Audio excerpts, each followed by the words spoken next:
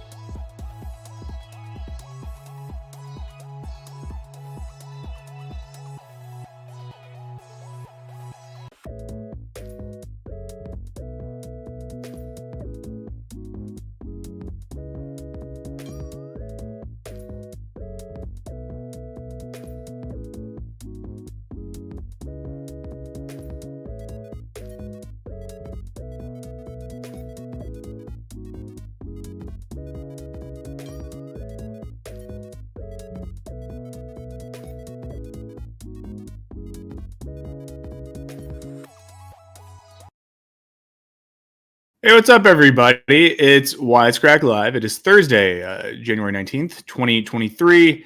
I'm Michael Burns. I'm here with producer Henry. And hey, we're getting into it. We're here. We're a few episodes into 2023, and things are going great. A lot to talk about today. As you see from our title and thumbnail, we're going to talk about problematic dudes. And people have been asking, especially with the Justin Roiland thing, if we were going to talk about it, simply because our channel has talked a lot about Rick and Morty over the years. We've talked a lot about Roiland's work more generally. We've talked about his collaborators. So, it is something that I think is relevant.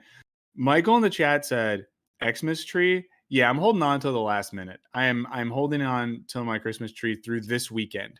This will be the last weekend that I have in the house. I like it. I think it's aesthetically pleasing. It's been my pet project to keep the tree alive. I missed it a lot. Do a lot of misting. So that's going well. Also, as you've seen on the thumbnail, Andrew Callahan. I'm someone who's been a very big Channel 5 fan in the past. So it was very upsetting when allegations came out about him last week. Big difference, and we'll talk about this, between Andrew Callahan and Justin Roiland at this point is that Andrew Callahan put out a video at least admitting the validity of the accusations against him and talking about trying to do some stuff. But we'll get further into that. But that's the shape of things to come in the second hour. I don't know how much of this we'll get to. Mandalorian season 3 trailer. I've not watched it yet, so thinking we might watch that. Also, there's a new prestige television show that I think does a better job than most recent shows of capturing the cultural zeitgeist in all of its philosophical and psychological complexity. And that is TLC's Milf Manor. TLC's Milf Manor, a show that Wisecrack's own Michael Luxembourg, patrons out there, you know Lux, you hear him on Behind the Crack, our exclusive podcast. What exclusive podcast? Yeah, we have a exclusive podcast on Patreon. You can check it out. What's up, everyone in the chat? Good to see you here. And Troy, this is not about you. Don't worry. So we're gonna maybe talk about Milf Manor, and I'll tell you the premise of this. I guess I could call it a television program or a televised example of experimental art performance. Milf Manor is a show about a bunch of MILFs who go to a resort in Mexico to find love with younger men. But there's a twist. We'll talk about that later. Keenan says he's scrolling through Netflix and feeling exhausted by all their crap. There are a lot of Brad Pitt movies. I guess there are. And who said this? Ring Around the Rosie says copycat of MILF Island on 30 Rock. A lot of people have written about this, but 30 Rock has kind of, in a lot of ways, predicted the downfall of our culture. There's a lot of references in 30 Rock, a lot of bits and jokes that seem to get at the sort of empty vapidity of culture. And a lot of those seem to now just be, seem to be coming true. Guys, we live in a stupid world. So we're going to talk about that. What's going on in the channel? I always got to do our update there. Let's see. Last week we had a video come out about free speech online. Check that out if you haven't yet. We also have a video on optimism that came out last week, and then a bunch of other stuff that's older. So check those out. I'm trying to think of what we have coming down the pike. I always forget exactly what is coming out next, but I know how I can tell you, friends. I know how I can tell you.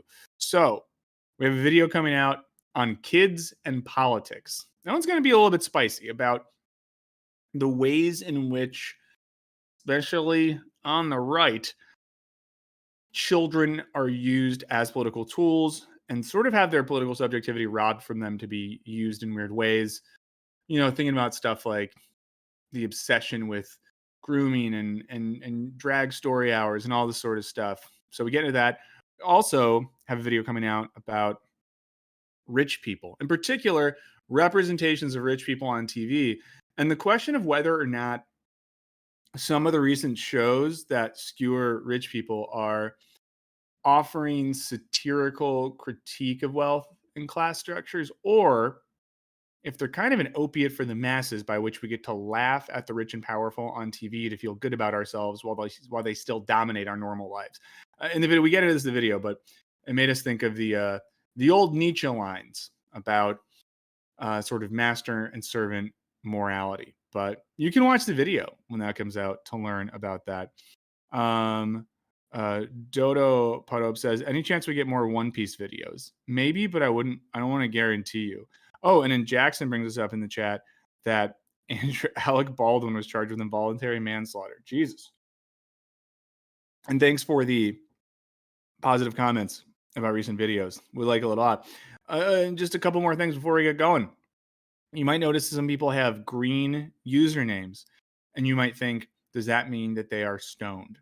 Does that mean that they are environmentally conscious? Does that mean that they are fans of the Teenage Mutant Ninja Turtles? Does that mean that they have a diet rich in kale, avocado, and lime juice? Well, maybe. But it mostly means they're members of the channel here on YouTube. I have officially made the call for more emotes. So I'm letting everyone know. So because you get emotes, if you're a member, your chat's always come to the front. The green catches my eyes. Like a leprechaun's robe, shirt, jacket. I don't know. But oh, hey, what's up from Chile? Well, we do have some new emotes coming. I'll give you some teasers. We're definitely getting a Harris Hole emote.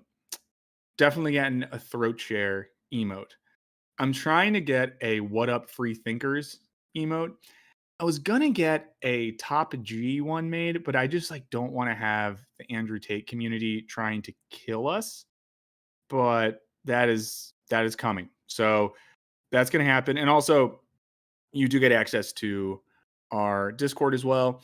I mentioned before that we have an exclusive podcast called Behind the Crack. Get it? And you might be thinking, how do I access that? Via our Patreon. So on our Patreon, we have an extra podcast and videos. You get all the videos early and without ads. So that's a fun thing. But you can check all that out. And of course, you get on our Discord. Pretty Boy Rago said, random questions. A guy from Thug Notes doing well. His name is Greg Edwards. He's an LA-based comedian. You should follow him on social media. Greg Edwards is on Twitter and Instagram. He's a designer, an artist, a stand-up. And as far as I know, he's doing well. I've last saw him in person a little less than a year ago.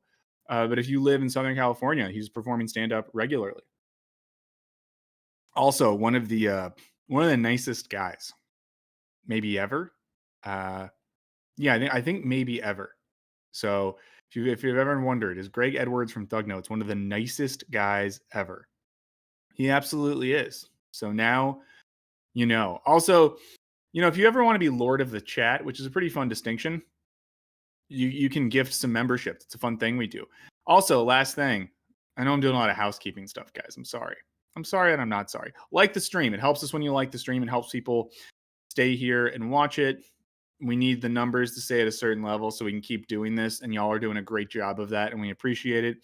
If, you don't like the stream and we can't do the stream anymore, then I would say my mental health will decline and it'll be your fault directly.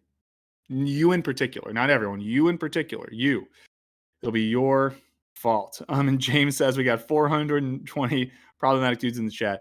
Paolo said, what are you sipping on? Trader Joe's sparkling plain water. This stream is sponsored by Trader Joe's. Do you want to get normal groceries, but a little bit cheaper, but the parking's going to be worse and it's going to take forever to check out? Then go to Trader Joe's. So there you go. Okay, let's get into it, as they say. So like we said before, we're going to talk about some problematic dudes. Let's say this right at the outset. Justin Roiland and Andrew Callahan have both been accused of sexual violence and crimes against women.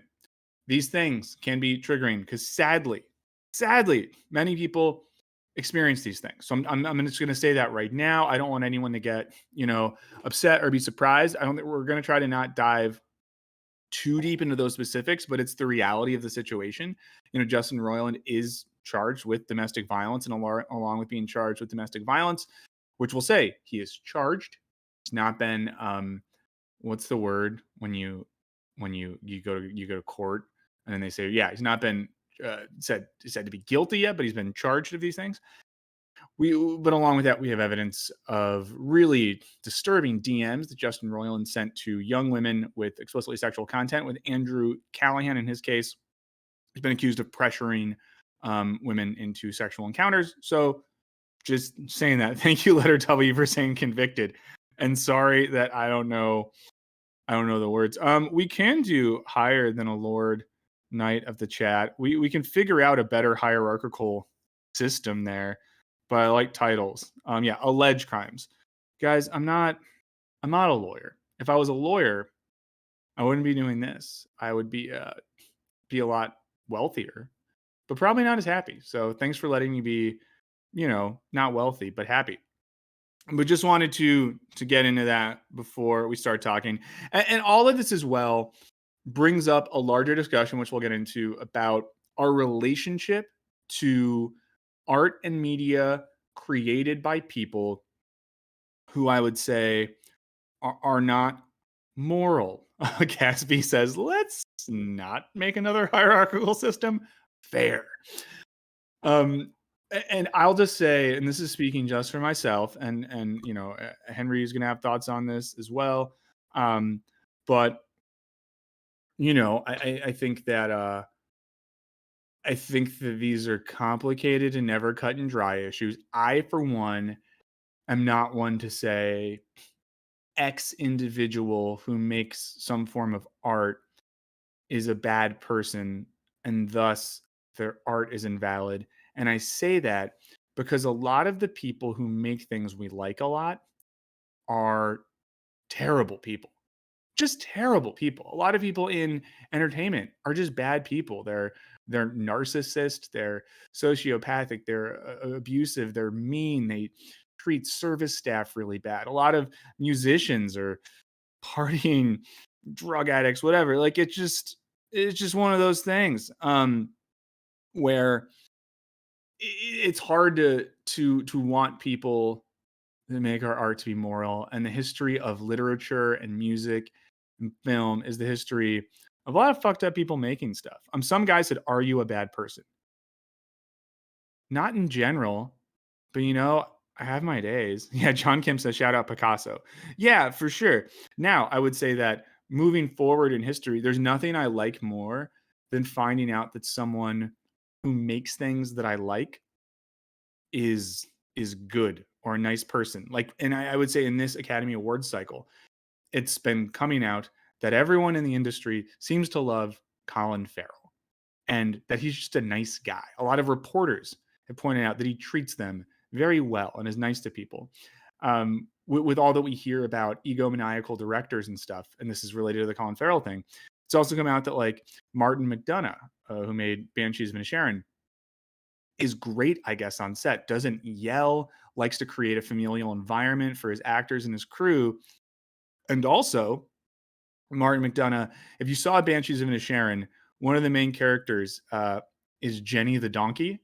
And Martin McDonagh liked Jenny the donkey so much, he bought her out of like, because this is like a stage donkey. So he basically said to the owners, like, how much would I have to pay you to make it worth your while to give me that donkey so I can just let her hang out on a farm for the rest of her life? So, that's pretty cool. That's pretty cool. So all that to say is it's awesome when people who seem like solid folks make good art, but it's hard to have that. Penny Waldrop, I see this bringing it up. How many philosophers are good people? A lot of philosophers we talk about are pieces of shit, man. Like Martin Heidegger supported the Nazi Party. Martin Heidegger is one of the most important philosophers of the last 200 years. I can't say that he's not, but like not good. Not good at all. So let's start with Justin Roiland here. And also too, AJX said there's no correlation between philosophizing and being a good person. I mean, I think this is the hard thing. And I think this is the thing we struggle with as humans. And we'll talk about this more later. We have this desire for a type of fixed, rigorous, consistent morality that doesn't really exist in the universe. And it drives our minds a little bit crazy. We're actually working on a video right now about monogamy and cheating, kind of inspired by the try guy who cheated on his wife. But in that video, we're going to kind of explore the idea or ask the question, why is cheating this moral thing we are so obsessed with when there's so much fucked up shit that happens in the world? But I don't want to spoil that. Okay, so Justin Roiland, you might know this, you might not know this. Justin Roiland is the creator of the show Rick and Morty. He voices characters like Rick and Morty. He also made the show Solar Opposites. He's the producer of the show Koala Man. He's been very involved in the television industry, especially in the adult animation world in the past decade. It's a show that's very popular, the biggest show on Adult Swim, a show that we have covered a lot. Many people look at Justin Roiland as someone who's smart, interesting, edgy because of that show. Hey, what's up to everyone in chat? Glad you're here. Thank you for liking the stream. It means a lot to us. Now, and this is interesting as well because Dan Harmon also was doing some problematic stuff years ago. It's one of the few examples of someone who took accountability and made themselves better. Shout to him. But so we're talking about Justin Roiland. It has come out that Justin Roiland has been charged with domestic violence. Charged in 2020 with one count of domestic battery with corporal injury and one count of false imprisonment by menace, violence, fraud, or deceit. Following an incident with a woman who he was dating. He was released on a $50,000 bond in 2020. Now, of course, part of the issue here is that this happened a while ago and was not brought to anyone's attention, which is surprising, So that's that. Let's maybe start with this video. And this is the one you found, right, Henry? The Justin Roiland situation is far worse. Ladies and gentlemen, I'm going to begin this video with a pretty standard question so of load it and pause it. So we'll start here again. In talking about Justin Roiland, we'll talk about Andrew Callahan as well. We're going to talk about alleged in Roiland's case, and we don't have to use the word alleged in Andrew Callahan's place because he did say what was said is true, and he at least took some sort of accountability for it. So just, and I'll say this, I'm gonna fuck up the language at some point and say the wrong thing. So psyched for that.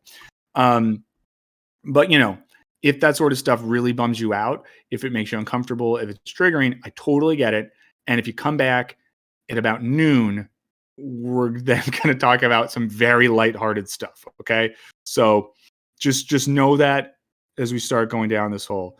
Jackson Mayer said, don't hold the microphone directly in front of your face. Oh, I think you're talking to the person on the video we're about to watch and not me. But if Jackson Mayer ever gave me directions, I would take them. Also, if you don't follow the channel Skip Intro on YouTube, and if you have the money for it, if you don't subscribe to Skip Intro on Patreon, you should. Also, since Jackson's here, since we're doing this video that was on rich people on TV, I was very obsessed, and I was like, everyone, if you watched Jackson's video on White Lotus and stuff, you got to watch it, because we cannot at all crib his shit, because he's the man, and I don't want Jackson to be like, oh wow. So Jackson's in my head. I care about Jackson being happy.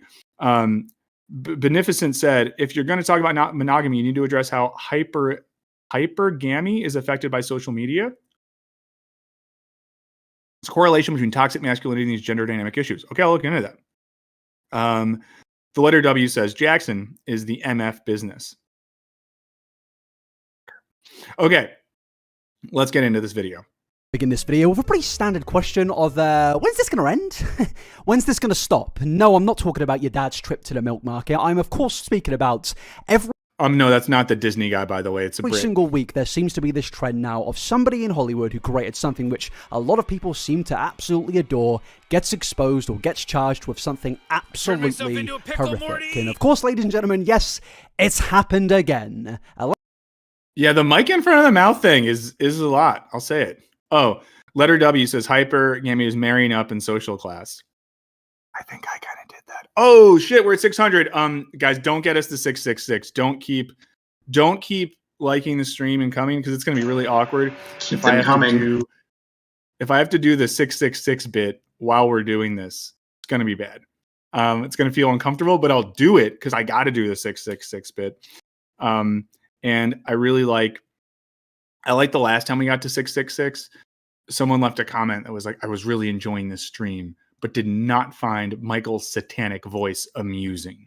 Allow me to introduce you to Justin Roiland. Now, some of you may know who this man is, some of you may not. Allow me to judge your mind. Pretty much, Justin Roiland is the co-creator of family household beloved character, Pickle Rick. Yeah, now, I'm not going to speak about the law and crimes this little thing right here has committed. In fact, the creation alone of Pickle Rick was indeed a crime, but alas, yes, Justin Roiland was recently charged with 2 felonies. Justin Roiland, co-creator and star of animated comedy Rick and Morty, is facing felony domestic violence charge related to Outright Tiny, I don't have 66 friends. If you have 66 friends, good job. Incidents in January 2020. It just feels like this is happening every week. Can somebody in Hollywood just be a nice person? But what is that too much to... I mean, there is a culture, and this is a bummer in Hollywood in general, where people cover each other's shit, and there's a long history of this, which sucks. And there's also this thing too, and this happened with the Justin Roiland thing as well. And I'll say something slightly spicy here, that the Justin Roiland news came out, and then a lot of people were like, oh, we've known this for years. It's like, well, if you fucking known for years, maybe say something. But Hollywood has this system where everyone is so wedded to the teat of power that no one wants to be critical because they don't want to not get jobs, you know? Like, I don't know. I've had times in my life where people have reached out to me and said like, hey, maybe like tone it down on Twitter if you're hoping to like, you know, get a job on a TV show. Oh shoot, we got 666. I got to do. I'm really sorry. 666. The mark of the beast is on the stream. Welcome to hell. Okay, I'm gonna not do it anymore, but I had to do it at least once. So hail Satan 666, the Prince of Darkness reigns. But the just one more in case we missed it. 666. So so Donnie Dio Hart said open secret, but yeah, Hollywood has a history of doing these things and it's not good. And someone brings up that's every institution. Go ahead, Henry. Yeah, I was about to say that speaks to kind of like just like the soft coercion of, you know, people who want to be employed. It's systemic. It's all over the place. There's other like George Santos, for instance. There's just you can find this guy in every industry basically, and that kind of speaks to unaddressed systemic problems about what kind of industries we value. Definitely. Does that show up backwards? Yeah. Just doing some 666 art over here. No, for sure. When people are in power, people will sort of cover up a lot of moral failings for the sake of holding on to that power. Someone in the chat said, I'm sorry, a jaded Drake writer said, it's the snitches get stitches policy. For sure. And I think it's a weird line, though, of because I don't believe in snitching, but I think that then, you know, it's a thing when people in positions of power are abusing those who have less power. It's always bad. And also a thing, I think what happens in Hollywood, and this is maybe part of the Justin Roiland thing, is like people who may have not had access to power in traditional ways could suddenly get access to power and entertainment and then just go wild with that. So let's keep watching. Ask for? Please, can you just stop? Roiland has been charged with 1 count of domestic battery with corporal injury and 1 count of false imprisonment by menace, violence, fraud, and /or deceit. And if convicted of these charges, Justin Roiland could actually be facing up to several years in prison. And in 2020, he did actually pay a $50,000 bond. And my friends, I do have to quickly clarify here that yes, the man hasn't been found guilty yet, but also, even if he's not found guilty, based on some of the things that we're going to go into, basically, it's not looking good. Because, my friends, this situation is absolutely everywhere. So many people are speaking about this at the moment, and it's actually created like a bit of a snowball, because with this one situation right here, it's actually led to even more allegations coming out. Yeah, I mean, this is the crazy thing, too. Like, one can say, of course, the charges now, he's been charged, they're alleged, but it led to a lot of stuff coming out that is truly odious. I'm sure some of you have seen his DMs and stuff like that. So it's really bad. I would proudly let anyone see my DMs. They're pretty harmless. Sometimes people, maybe some of you, will occasionally DM me and say like, here's a cool video to watch. And I'll either appreciate it and forget to say thanks, or I'll say thanks. To do with Jutland. And of course, one of these Porg guy is going to make a commentary video of me critiquing this Wisecrack live stream. Porg, if you do that video, then next week we will react to that. The week after, you can react to that, and we can have a back and forth, never-ending cycle of using one piece of content to create endless content. And I think in doing that, we would be doing a sort of performance art about the infinite reduplication of nothingness under late digital capitalism. Particular allegations to the territory of a lot of people. And thanks for liking the stream. People in Hollywood just can't stop themselves from doing this particular task, which they all just seem to fail at. And of course, that task is not messaging children. Luis Torres' comment really got me. They really seem to struggle at that one. Because yes, there is now an absolute plethora of people coming out and speaking against Justin Roiland, saying that when they were around the ages of 16, 35-year-old Justin Roiland was sending them extremely inappropriate messages. Yeah, like I'm sure he's going to get into this, but Justin Roiland was messaging teenagers and calling them jailbait and like really dark shit. And ladies and gentlemen, whilst the charge and these allegations alone are absolutely horrific, I do have to, break the sad news that it doesn't end here. No. Today we're going to be going down a pit of hell. This descent in this video that we're going... A pit of hell? Did somebody say... Thanks for being here, everyone. It means a lot. Keenan said Bo Burnham stealing Phoebe Bridgers moment. I could do a 5-hour stream about the Bo Burnham stealing Phoebe Bridgers thing. Poor Paul Mescal. I think I gotta empathize with the Irishman in that one. Going to be taking one of the more terrifying things. Some of the things that I found doing research for this video is honestly just kind of shocking. I'm kind of. I kind of think we should kick the Justin Roiland person out of the chat because they're like making jokes about children being hot now. I was kind of dealing with it, but it's up to you, Henry. Producer Henry has the final say, but you know that's where I didn't like it as much when we do that. Confused how this man has managed to not even receive a slight ounce of criticism from the major public. It's kind of been things that have been swept under the rug and now are only really resurfacing. I'm genuinely confused to this, but alas, it's going to be a pretty messed up one because this situation is far worse than we originally. Sorry that it seems like I'm laughing as this person says things, but the chat's really fun right now. It's kind of going off, and Vox's comment really got me. And yes, it is quite ironic that the creator of Pickle Rick has seemingly got himself into a right old pickle. But yes, my friends, the first thing that we need to do right now is, yes, take a look at the main allegation that I did just mention that everybody has been speaking about at the moment. But before I do that, I do want to be a little bit shameless here and say that YouTube recently have been absolutely horrific. They have been age restricting me, demonetizing me, and that's not really like a massive problem, but when it keeps on happening, it's getting... I'm going to skip ahead a little bit. I agree that YouTube is bad, but I could talk about why YouTube is bad for me. Rules and everything. It's becoming increasingly more difficult. So please, for the love of God, just interact with this video. As his representatives pretty much came out very confidently when it came to these allegations, and they actually said that there is no overstating how inaccurate the recent media coverage of the situation in the last few weeks has been, and to be clear, not only is Justin innocent, but they also have every expectation that this matter is on course to have been dismissed. Have we ever hit 800 before, Henry? Okay, well, if we hit 800 today, we got to do something. We've never hit 1,000. I don't know what we'll do, but we got to do something. So, but thank you so much for being here, everyone. And again, if you're just tuning in, this is Wisecrack Live. Michael Burns with the producer Henry. We're talking about men who make stuff that we've historically liked a lot, but doing bad stuff, and a lot of news that's hit this week and trying to make some sense of it. The attorney's office has completed their review of the evidence, and they look forward to clearing Justin's name. And of course, my friends, this is probably what any attorney is going to say in literally any situation, because I mean, if they don't say that, then, you know, their client's probably... If someone's asking if there's job opportunities at Wisecrack, I'm not sure if they are. We found out last week that wait, can I say this?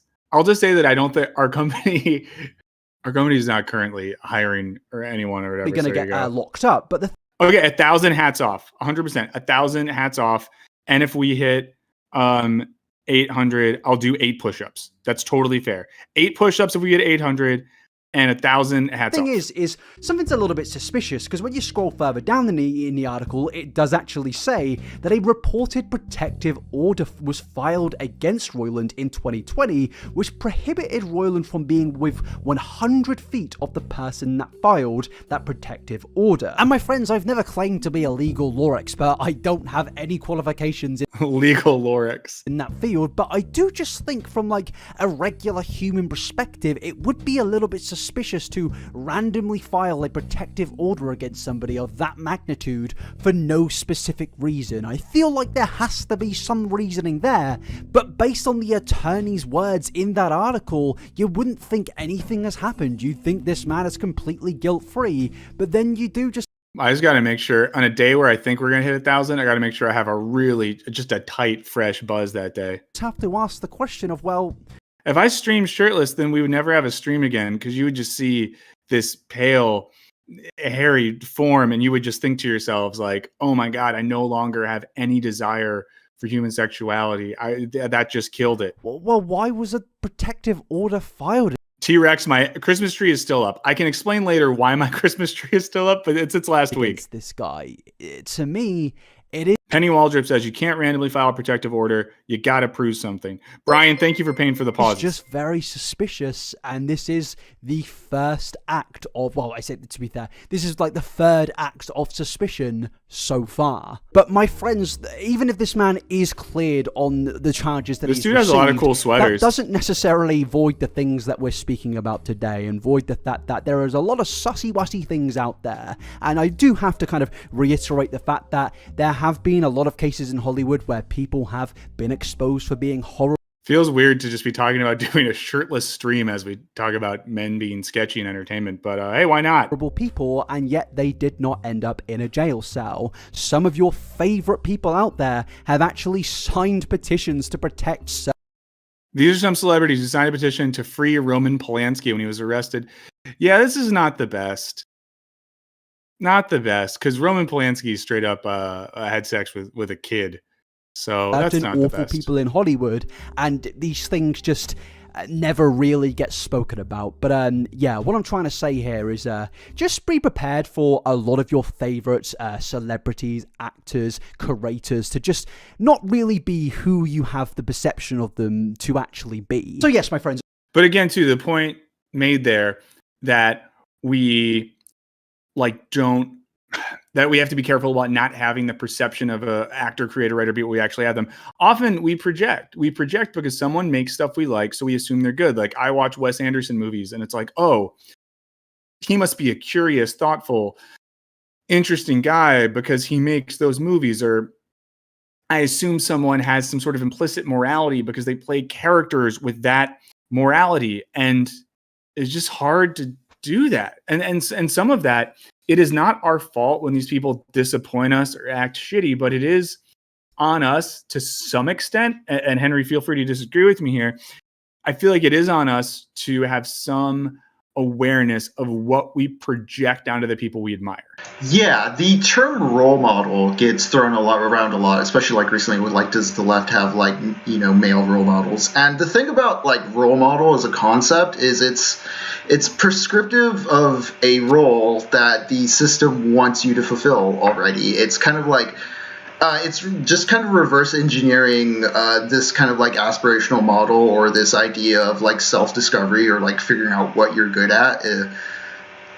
The way I can sum it up is the way I think about it is you should focus more on like ideology over individuals when it comes to like art that interests you or stuff you find curious, because even when you find like out that the artist is bad, like you still have the ideological tools to kind of be like, well, what was bad about that? What fooled me there? That kind of a thing. And it speaks also to just like the purpose people have of art in their lives as far as like why they're consuming it. They may be too afraid that they're consuming bad art, and that speaks more to like being in a consumption mindset that may not be the healthiest. Yeah. And it's that disconnect too between technical ability and moral standing. Someone could be, I don't know. So for any good, go ahead. Oh, and then last thing I just kind of wanted to tack on, especially bringing up like the technical ability stuff, and like this is why we have like education. This is ideally why we have humanities classes, so that we can contextualize like the history of art and like human ideas and like what's worked and what hasn't. And then when you don't do that, like somebody looks at something old that may be fascist and think it's good because it's old, and it's like, no, that doesn't work that way. Oh, definitely. Dave Logan, that's an interesting point in the chat. Again, thanks for being here. Thanks for liking the stream. It means a lot. If we get to 800, I'll do 8 push-ups, which might kill me. So we might get to 800. I do 8 push-ups, and then I have a coronary attack that you all get to watch on stream that will disturb you forever. But I agree with what Henry's saying, and I think there's this way we can conflate technical ability with moral standing. And for whatever reason, I'm just thinking last week, for any guitar nerds out there, the guitarist Jeff Beck died. One of the most technically gifted players of the instrument ever. And a lot of people were, mourning him, in a sense, rightfully so, on the internet. But Jeff Beck's also someone who in the last year, like took Johnny Depp on tour with him and helped rehabilitate his image or whatever, which I found kind of icky or whatever.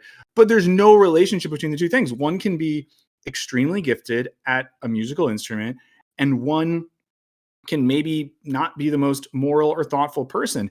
And I think sometimes, I don't know, I'm not going to say that. I'll pause. Maybe I'll get spicier later. I guess I'd say a difference though, too, is like, what does someone purport to do in their work? So I would say, and listen, I'm just a guy who's on YouTube sometimes, but I don't know. I guess there's a difference when, let's say at Wisecrack, we make a video, and in that video, I'm speaking about morality or ethics with some level of authority, then I feel like it would be fair to expect me to at least aspire to those values. But I think sometimes, and I have done this, we look at a celebrity role model and we project our ideal aesthetic, political, ethical worldview onto them, and then they fall short and we're mad, but we're mad because they're not what we want them to be. It's the same thing in, like, you know, for anyone who's young out there, any late teens, early 20s, I don't know, or maybe even older than that, you start dating and, you know, it's newer for you and you project the world onto another person, and then you always end up disappointed in them, but you're disappointed because you didn't let them be who they were. This has been a hashtag life advice corner. Okay, let's get back to this video. Again, thanks for being here. Thanks for liking the stream. It means a lot. And if you're just tuning in now, it's Wisecrack Live, talking about the recent allegations against Justin Roiland, Andrew Callahan, and what it means about consuming content by dudes who do sketchy stuff. Of course, innocent until proven guilty, and in fact, in this video, there are going to be a lot of sensitive things that we cover, and I'm going to have to, like, kind of censor a lot of words given the nature of the topics that we're going Bobby, I love tar. to be going into now. And the reason I'm doing that is mainly because, as I said previously, YouTube have been very hostile with their striking system recently, and And to be clear, Bobby brought up Tar in the chat. Tar is a really good movie that deals with this question. Yes. Watch it if you haven't. want this video to actually get viewed by people, so I'm kind of going to need you to put 2 and 2 together with what I'm saying, but I feel like the information that we're now about to go into is, what is pretty clear what I'm saying. Pretty much there is another allegation out there that Justin Roiland helped Alex Hirsch hook up with teen girls, and this allegation goes all the way back to 2020. And this allegation does feature a lot of DMs which do seemingly appear to be Justin Roiland, and of course these could be fabricated, but allow me to, go through them and say what I have to say first before we actually build our opinions. But I also want to say, with Alex, who is mentioned in these DMs, it could really be a case of Roiland has only brought this person into it because he wants to use Alex as a fall guy. Now, I don't actually know that, but based on everything that I've gone through and researched, this Alex guy really doesn't come up much, and I really think it wouldn't be fair to necessarily throw this guy under the bus. But alas, it is still very sus, but I do think this could easily be a case of Justin is seemingly using somebody's name to get what he wants, and in this case, these things are, well, as I said, very, very sus. Now, in these rather weird, peculiar alleged DMs, Justin is seemingly asking for a weird date, and in fact, he clarifies that a date wouldn't actually be weird unless they were awkward about it. And then he also adds the very lovely line of, don't be a homo, and sorry, I've apparently broken, well, I'm bi, and I think, look, I don't think he's interested in me. Not because I'm bisexual, but mainly because I'm above the age of 18. But yeah, in the DM, he also seemingly then goes on to ask the same person to remove the DMs because, yeah, he obviously realized that. I guess the hard thing, too, with the Roiland situation, right, is like there's certain creators of things that are not front and center in the art they make. And I think that the harder thing, right, with Rick and Morty going forward is if Justin Roiland stays involved in it, and I'm sure they've already probably shot another season, we have to hear his voice constantly, which kind of sucks. Thanks for being here again. If we get to 800, I do 8 push-ups and I might die. If you ever wanted to participate in killing a man, just like the stream.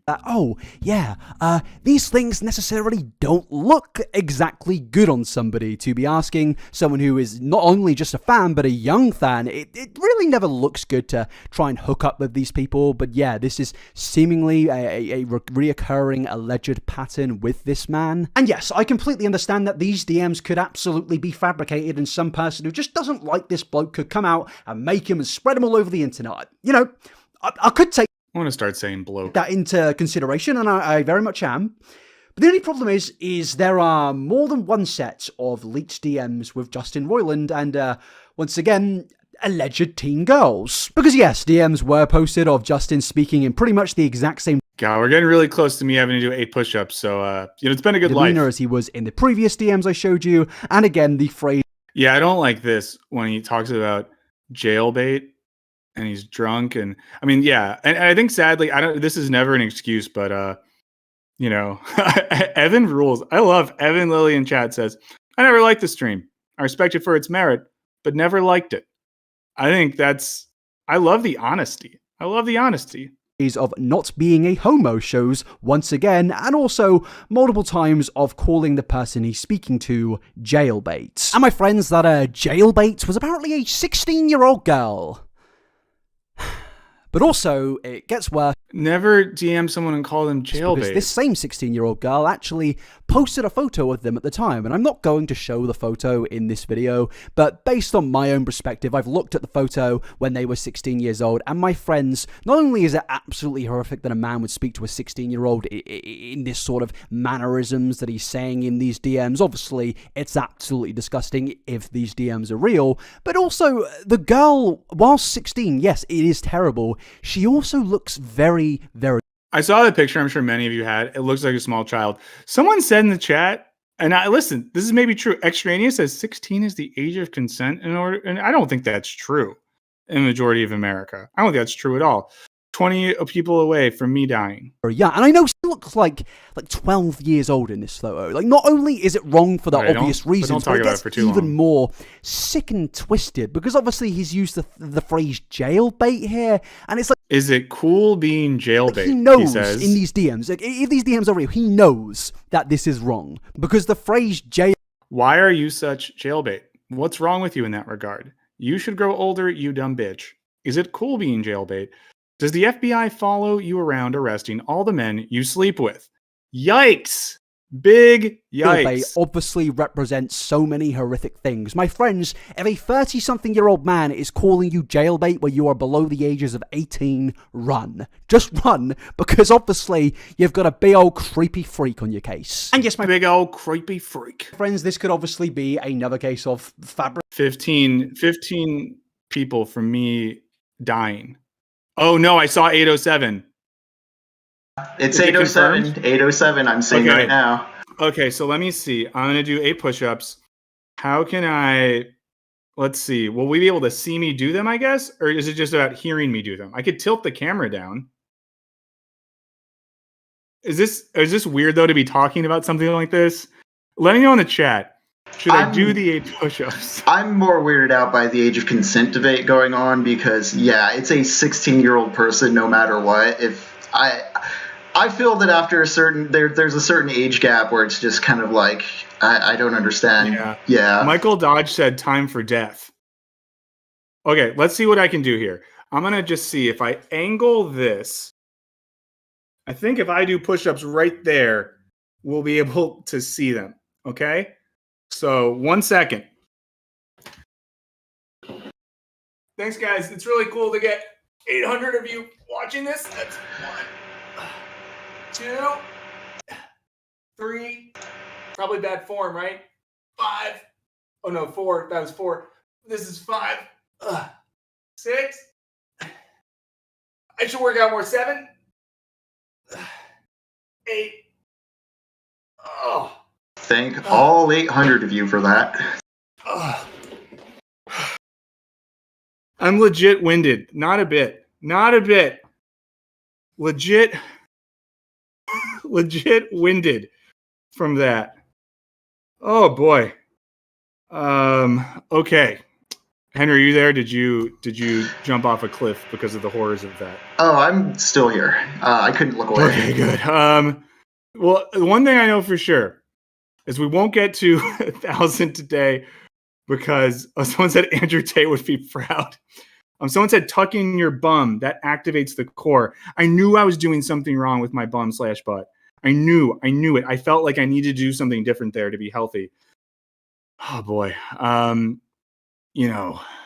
Okay, someone said, oh, flare your elbows out any further. So I guess I was doing that, so I guess I'm supposed to be more like straight like that. Someone let me know. What are my elbows supposed to be doing?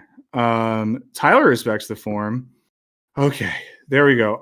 But seriously, thanks for liking the stream. And like we always say when we hit a new benchmark, and we're gonna get back into talking about what we're talking about. Doing the stream has been one of the most fun things we've done in such a long time. At Wisecrack, I was really sad when we stopped doing podcasts, but this I like even better because of all the interaction and all of you, and it's really great. Elbows touch the ribs. Great. And I want to challenge you right now. If you're watching this, if you've been a regular part of Wisecrack Live, I challenge you to doing 8 push-ups right now as well, and just let us know how it goes. It's honor system, but I'd be curious to hear what happens. Okay, back to talking about shitty dudes. Thank you again. for being here. We like you guys a lot. It's just sheer coincidence. But then I move us. Oh, wait, someone said this. Seventh Noodle said, what do you think about videos on these topics like Bo Burnham's problematic? Oh, like Bo Burnham's problematic in the Inside special. Right? I think that's what you're talking about. And I think I like it. Onto the man's Reddit account because, of course, Justin Roiland has a Reddit account. I'm not really shocked that the co-creator of Rick and Morty has a Reddit account, but he has a Reddit account, and that Reddit account entails some suspicious posts. Basically, there was a thread of a Rick and Morty fan saying that it would be so fun to sit down with a bunch of friends and just come up with some really weird things to make an episode about. Dem said they did 48 push-ups. Amazing. Okay, awesome. I'm glad some of you did push-ups. This is now a fitness club. This is like the sort of fitness club for betas. On Rick and Morty. Damn, Steven did 10 at work. That's sick. IG wants to do a cock push-up like Tenacious D. Oh no, Cass B broke your legs last year. So sorry for that. Breaking bones sucks. I've broken bones too many times. I hope I never do it again. You know, Justin, the good old bloke he is, responded with a very normal DM where he said very normal things, such as this. Come on, Ryan, tell them about... Wait, what?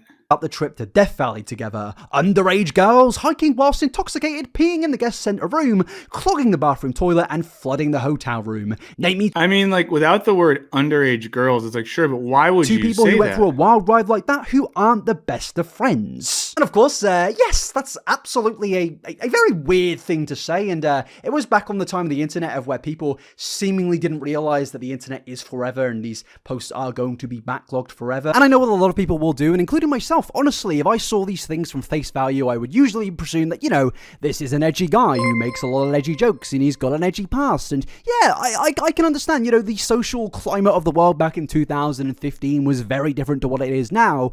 But, you know, there's a lot of things, my friend. Okay, brought up the point too that, you know, the social climate was different then than it is now. But in 2015, we still weren't like, it's funny to joke about underage girls. A lot of patterns, as I will keep saying throughout this video, which do kind of add up and make things seem not really merely a coincidence. Such as... Nelson got to 26 push-ups. That's amazing.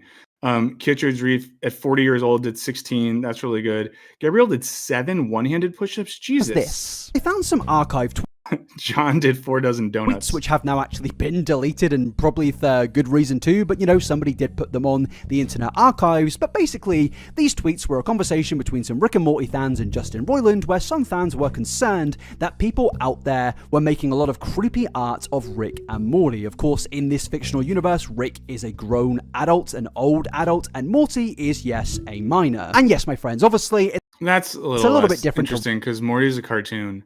I might skip ahead just a little bit. Because, yeah, they are fictional characters.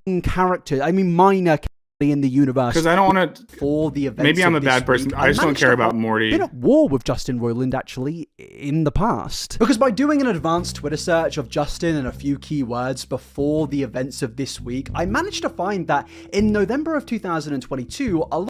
Thanks again for liking the stream. You can keep liking it, but if we get anywhere near 1,000, stop liking it and leave. A lot of people in the NFT because I haven't cut my hair in a while. Community were actually at war with Justin. They were basically calling this man out for everything that we are pretty much speaking about in this video today. There were a whole... Okay, the NFT community, I don't know. I'm going to skip ahead a little bit and see where they land this. But I think we've kind of gotten to, you know, let's see. Women body. Look, I'll say, look, 14-year-old that looks like she's 18 and like big titties and a nice... Yeah. Oh boy. Oh my gosh. He really saved the gnarly stuff. Oh my gosh. Of 30. Without further ado, take a listen. So this is Justin Roiland on a podcast. Okay, cool. Oh, okay, great. This is going to be Justin's advice for me to get a girl kind of worked out, but you should put a warning advice. Okay. Oh, I'm sorry. Some guy we did reach only lasts 48 hours. Oh. Because the girl I said had a nice... Do you remember when you gave us advice? So tell her she's got a nice... Be a man. This is the one that everybody thinks was gay, right? At a school. I guess be confident. Act like you know you're awesome. And and if you're like in 4th grade, these girls, they're gonna be blindsided. 4th grade. If I could go back and be a 4th grade kid right now with what I know, oh my god, I'd be like walking around. I'd be getting laid every day. Gross. And it would be legal too because I would be a little kid. Someone said, "I don't understand what I'm watching. What is this concept?" We're talking about Justin Roiland being bad, and he's been practicing on a 4th grader now, so he knows how to do it. No, she's 22. She does have braces, though. I love it. I love the braces. It's hot. Okay. It says, anyways, she said she had a nice... I'm not a pedophile, though, all right? Jesus Christ. Didn't really want... I'm not a... You normally don't have to say I'm not a pedophile. Like, I've never had to say I'm not a pedophile. Little kid bodies. I like women bodies. Look, I'll say, a 14-year-old that looks like she's 18 and, like, big titties and a nice... Yeah. Like, of course I'm attracted to that. Ooh, yeah. That's why this whole Chris Hansen thing, I'm like... You man, these girls are like they're fully developed and they're like talking online. I want you to. I mean, the girls that old men or women pretend to be to lure the pedophiles into the house. Yeah, but they would email photos of what they look like, and the ones I saw were like that girl's fully developed woman. Yeah, like come on, back in like how are we that like as a race? Are we that crazy? Like when we were 100 years ago, it was. Little 13-year-old girls, if they were built like a woman, they were getting married and having kids. And now we're going to be all precious about it. I keep using the word precious today. That's the word of the week. Which is a movie about a child. Precious.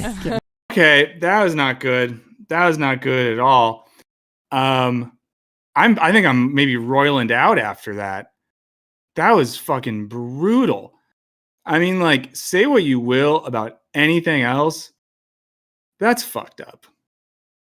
That's real fucked up. And you can just not say things. And this idea that 100 years ago, I don't know. Also, any logic of like, back in the day, you know what else we did back in the day? A lot of things that seem insane now. Yeah. Someone in the chat said, "Oh, now you realize he's a creep? I used to listen to his old podcast." Yeah.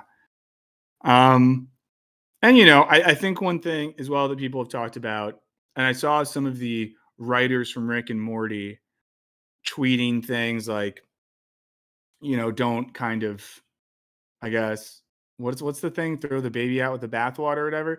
But I don't know. I just think it's going to be a weird one going forward with this show because it's so attached to the persona of Justin Roiland. They do have, I think, 50 more episodes they're under contract with for Adult Swim. But I don't know what you do. I'm curious what anyone thinks on here. But I don't know. Like, part of me thinks you could very easily,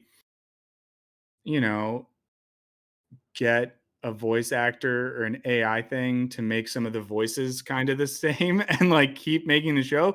Because I do think Justin Roiland, the bigger the show's gotten, the less he's had to do with it. So like it is not Justin Roiland in that room by himself writing most episodes of Rick and Morty. It's a room of like 12 people and he's going over some of those. So yeah, I don't know. I wonder if anyone has ways to, I don't know, to fix it. What do you think, Henry? Is Rick and Morty salvageable as a mainstream show after all this? I don't know about like the salvageable aspect, but it will go on. I mean, just on principle, I think they should like instead like if they go like replacement route, just get a voice actor that can do a Rick impression. It's one of those things where I enjoyed where Rick and Morty was kind of like turning around and what it's been doing, and I agree that a lot of like non-Roiland factors have been making it better after some middling stuff in seasons 3 and 4.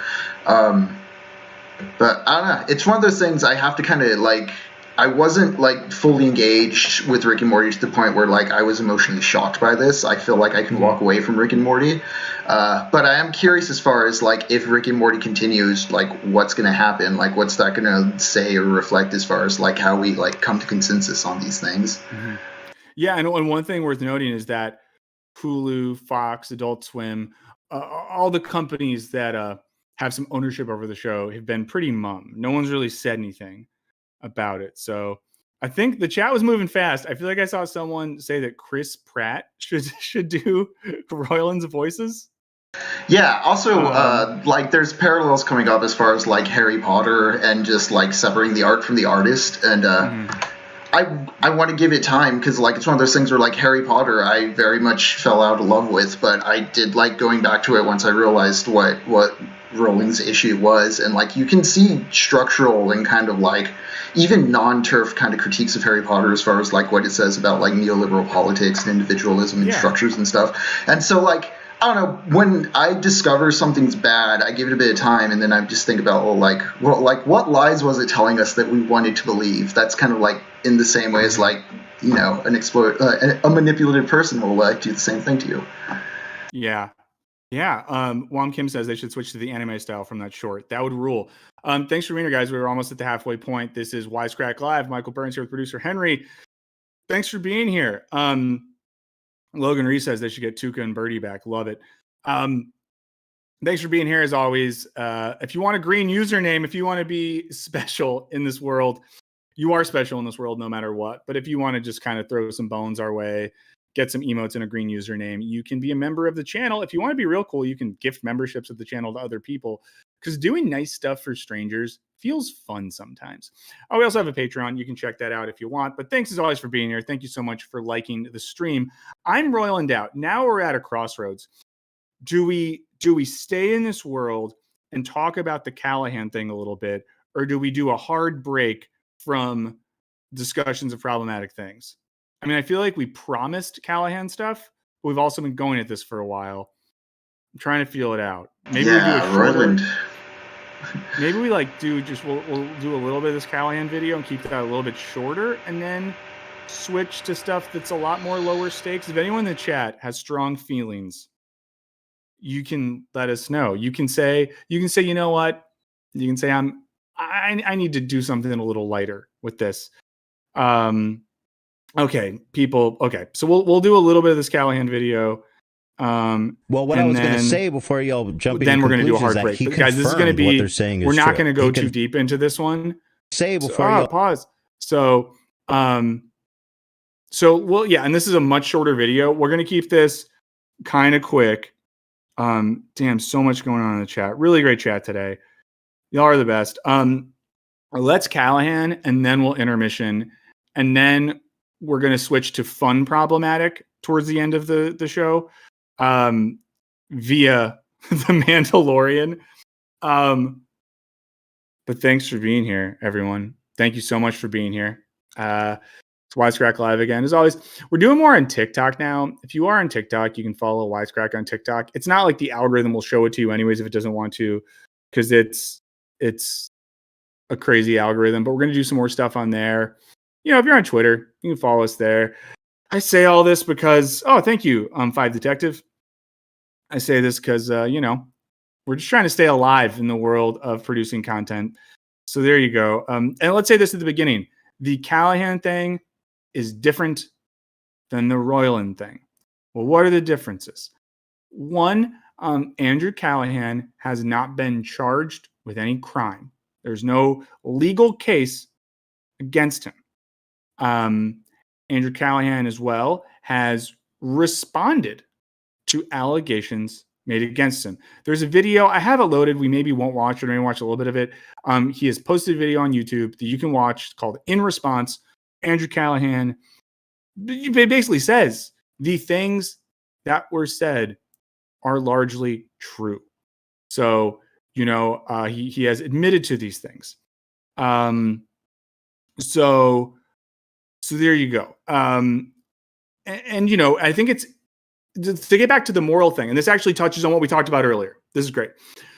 Justin Roiland is not someone I've ever thought of as, a good person, a political person, a moral person, someone whose brand is attached to speaking truth to power or politics. Now, Andrew Callahan, in his work with Channel 5 and his documentary This Place Rules on HBO, is a little bit different, right? Because his entire brand has been some type of doing progressive journalism, exposing sort of right-wing conspiracies, getting at people who are sexist, hateful, racist, all these sorts of things. I mean, in particular, in his documentary, one of the big reveals in it is sort of confronting someone who's on the sex offender list. So I think with Andrew Callahan, people have had a sense that this is a good guy.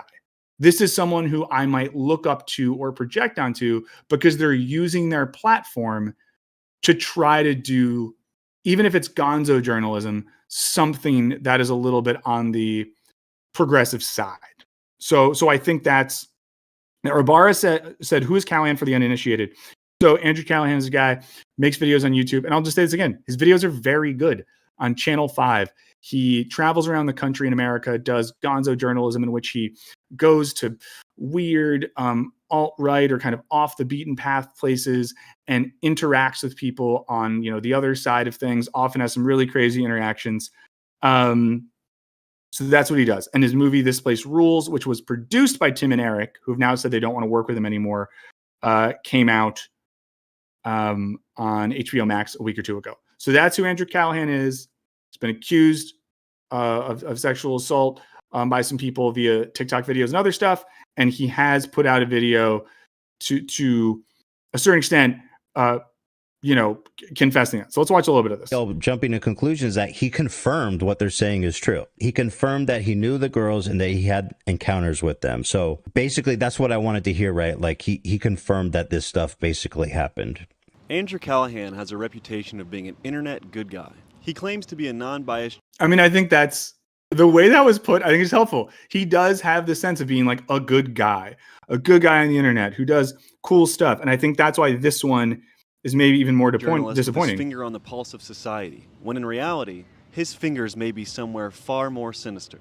Now, I wasn't going to alert the defecation police when I heard stories of Andrew Callahan covering an Airbnb with his own feces after a long night of alcohol, cocaine, and hookers, but the new allegations that have surfaced paint him in a far worse light. The internet's favorite vagabond is being accused of sexual coercion, manipulation, and assault by multiple women all across America. But before we get into the most recent allegations, let's take a look back at Andrew's history with being accused of sexual misconduct. The first time dates back to June 10th, 2020, when an Instagram user named Sophia posted on their story alleging they hung out with him and he was trying so hard to F my drunk friend who made it clear she said no. And that Andrew is a manipulative ass mother effer who was using his platform to get girls to sleep with him. This user then posted a story from another alleged victim that said this. Yeah, he went to school with me my freshman year. R-worded an underage girl in Seattle and was a total creep to a bunch of other girls. And again, if you're watching this, I know we said this before, some of this stuff is fucked up and upsetting, and if that stuff upsets you, I know I said come back at 12 and we're still talking about this. We're not going to spend more than another 10 minutes on this before we get into very lighthearted territory. So yeah, Seventh Noodle. Poop, cocaine, and prostitutes isn't necessarily bad. The other thing kind of is. Yeah, each their own. Friends, high school. I hung out with him once my freshman year when I was still 17, and he aggressively came on to me, even after I told him now multiple times, then tried to kiss me and get me to go back to his place even after I told him I was uncomfortable. Then he tried following me and my roommate home in the dark. Piece of effing garbage. Not good. The next incident came in August 14th, 2021, where an Instagram user by the name of File Format... Someone said, Mike, is Mike me in this context? Someone said, it's not at all what he did. Don't just dismiss it because you like him. I'm not dismissing any of what he did. I hope that no one saw me. Henry, correct me if I'm wrong. I hope I didn't say anything that dismissed these accusations, which are very serious. So again, if you're in the chat and you felt like I was saying something, that was dismissing these, I'm really sorry about that. A File Format alleges Andrew knowingly sexually assaulted his friend and got away with it. This user then claimed that 5 to 10 different women came forward claiming similar experiences with Andrew after he released his friend's story, 3 of which are allegedly underage. When confronted about the validity of the story, a Reddit user claiming to be File Format stated this. The incident happened. I spoke with the victim after. Andrew knows what he did. Multiple women have came forward, some publicly, others are scared too, and for good reason. Oh, okay, cool. Sorry about that in the chat. Yeah, no one calls me Mike anyways, so sorry about that. Awesome. Appreciate it. See, but it's because I care. That's because I care, friends. Look at how y'all are acting. Then a 17-year-old came forward with a similar story from this exact same time frame. This is the Navy story. My freshman year, he, 22, DM'd, name redacted, who was 17 and asked to hang out with us. We met up with him and he brought us to the Navy base and got weirdly possessive over me, grabbing me all day weirdly and kept trying to get me alone, even though we were with a small group of... part of this too is just like male culture is fucked, man. And this is not defending any of this behavior. But when I hear all this, I think back to being 16, 17. And this is going to shock you guys because I'm sure everyone thinks that that I was, the captain of the football team, class president, all those things. But I was a kind of weird, nerdy dude who was very awkward in my pursuit of romantic relationships. And I remember like older dudes literally being like, "Oh, you just gotta like be confident. And if a girl says like no, it's just like they're just like testing you, and like just like be confident and push it." And all this stuff that at that point in my life was like, "Oh, this is like normal. I guess that's what you do." And you get older and you realize how completely fucked it is. Sometimes I do assume, people can correct me in the chat, Gen Z is a better generation in many ways than my millennials have been. And yeah, I am the push-up king, but I assume those conversations don't happen the same way. It seems like younger people are starting to break from that dynamic, but the whole like gamification of sexuality and relationships, so dark. All 17-year-olds. Then me and Name Redacted made the decision that he was getting weird with me and tried ditching him. We took an Uber to the Willow because our friend was doing a rap show. We left and then Andrew took his own Uber to the same place. He kept going into the bar and buying me shots, then pulled me around the corner and forcibly tried to make out with me until my roommate noticed and stopped him. Yeah, especially like in college age and stuff like that, alcohol gets used in such dark ways. The drinking age should be 30. Then he got not really her to go away again, and I kept telling him I had a boyfriend, and he said, "It's cool, I have a long-distance girlfriend." Oh, 25% of Zoomers can't read. With us when she comes to town next week, and kept me in a little corner pushing me about until my roommate's boyfriend came over and tried to fight his 22-year-old ass. Then we broke away and tried to walk home, just the two of us, and he followed us by himself halfway back to the dorms until we literally sprinted and ran away from him. And that brings us to the most recent allegations that surfaced just this week. They first started when a TikTok user named Callahan came forward and discussed. And yeah, this is, as far as I know, the sort of the allegation that got all these balls rolling last week. Actions with Andrew. She claims she met Andrew in St. Petersburg after he had a falling out with a crew member and needed somewhere to stay. They hung out, had some drinks, and returned to her home. She said she made it clear she didn't want to get intimate and repeatedly resisted his sexual advances until ultimately giving in and engaging in intercourse with him. She speaks about how it hurt to see someone lauded as a social justice warrior in the public eye get away with what she considers sexual assault.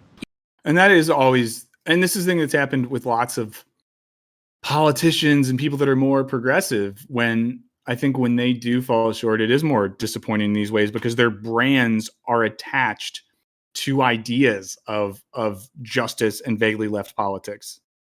Yeah, James Buchanan says drinking is always problematic. People need to admit this. Yeah, I mean, I'm someone who likes drinking a lot. I enjoy it very much. It's probably my favorite narcotic. That's not true, but that's for a different episode where once we hit 1100, I'll rank my favorite narcotics. But I think that, discussions around alcohol often want to ignore or obfuscate the fact that it's a really thin line and a lot of really fucked up shit happens because of alcohol, and a lot of situations are made very uncomfortable because of it. And it is what it is. So you shouldn't. And at the end of the day, like I've told. So someone in the chat said, I'm extremely skeptical of retroactive accusations. Now, I totally get what you're saying there. And I think that it's fair to have a level of, skepticism and all these things. In this case, if anyone hasn't seen this, Andrew Callahan put out a video that was like, I thank these people. They are right. These things happened. So everything we're saying now is in light of the fact that Andrew Callahan himself was like, yeah, I did that. Close friends of mine, I've tried coming out about this before, and he texted me saying that it basically ruined his life and that his life was over now because of things that I said, and other women have come forward to me. A lot of people came forward with stories about Andrew after this was made public. One claiming Andrew was canceled in New Orleans for presumably similar circumstances. Weapon X. I don't think drinking is problematic. Like, once again, I'll be honest. I drank 3 beers last night, but I think that drinking can lead to situations that are problematic in ways we often don't want to acknowledge.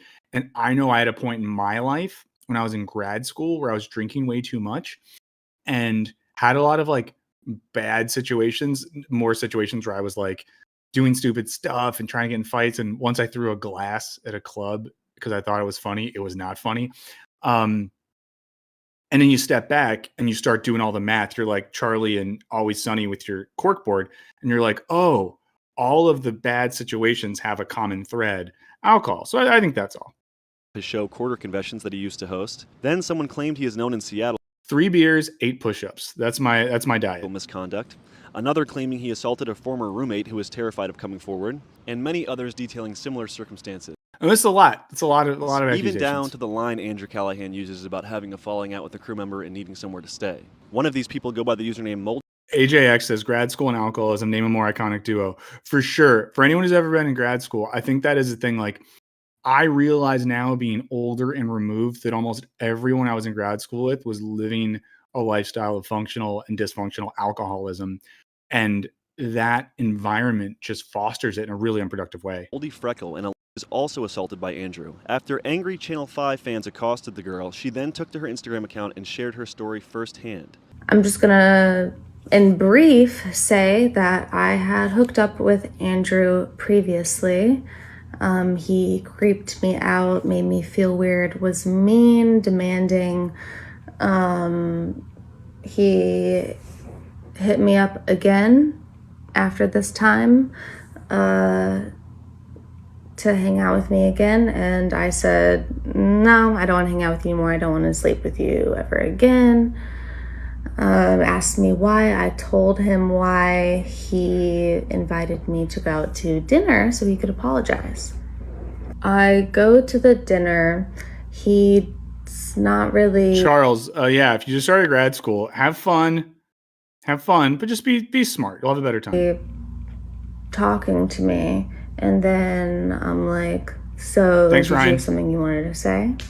And he's like, oh yeah, do you want to have sex? And sorry to keep pausing, this is very serious, but Dude Abide says, drink responsibly, always have a bottle of water between each beer.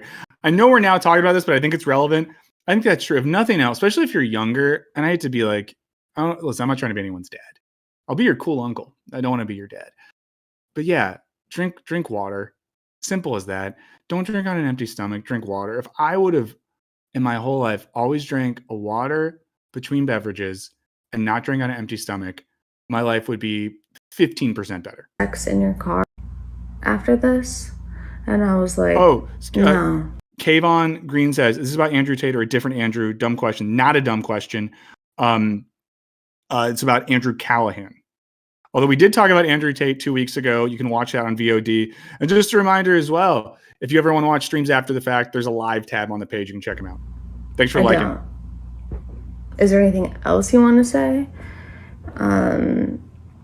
And he was like, oh, yeah, sorry if I made you feel uncomfortable. Are you joking? You really don't want to have sex in your car after this? And he asked that like probably 5 more times. Like, you're joking, right? Like, that's just real shitbag behavior. You want to have sex in your car after this, right? And I was like, no. So I told him I would take him home because he lived close by, but that I did not want to have sex in my car. I'm going to get out ahead of this. I see some of these comments in the chat. And you know what? I have some empathy to where this is coming from. Because some people are like, well, why go to dinner? Why do this? Why do that? Sure. We can Monday morning quarterback a young person's decisions, but none of that means that someone should be taken advantage of sexually. It's sort of like when I was in high school, there was a thing where if women wore clothes that were too risque, and I went to high school in Florida, it was very hot sometimes. Sometimes people wore not a lot of clothes just because it's so damn hot. And we had this one dean who would walk around and like make girls wear like oversized t-shirts to kind of shame them. And you know, the logic that was bandied about was like, oh, if you dress like that, someone might do something. And it's like, well, that's not your fault. It's never your fault if someone does like violence towards you. At all. Did not want to have sex with him again, ever. And after we got to my car, he started advancing towards me, started touching my inner thigh, and pulled me forward and started kissing my neck. So I really couldn't move out of the position. I say this generally, any like younger dudes who are watching and have been in a world where this behavior has been normalized, I'm not even judging you. It's just not good. And it just, well, you just can't do it. You can't sort of attach weird power dynamics like that. You can't force yourself in situations. It might not feel sexy to like, be like, hey, are you cool with this? But you know, you got to do it. Again, I don't want to be your dad. I want to be your cool uncle. holding me like tightly. And again, someone in the chat's like, well, what about his side of things? He made a whole video, guys, where he says that he fucked up and this stuff is real. We can look at it in a second, but like, we don't need to, I guess, over empathize with Andrew Callahan, because Andrew Callahan put out a video, and I'll say this, I respect the fact that he did. Yeah, and also, and Gregory, I'm sorry if this is bumming you out. I would say at this point, let's proceeded to put his hand. I'm going to fast forward because this is kind of intense. Let's just fast forward a little bit through this, because I really don't want to. And you all can go find these videos. I'm not fast forwarding to like take away from this individual story, just because it's kind of intense, and I think we know where it's going. So let's just watch the conclusion of the video. Again. Now, I'd like to remind the viewer that everyone is innocent until proven guilty. With that said, if what we've heard thus far is true, a very disturbing pattern of behavior is emerging.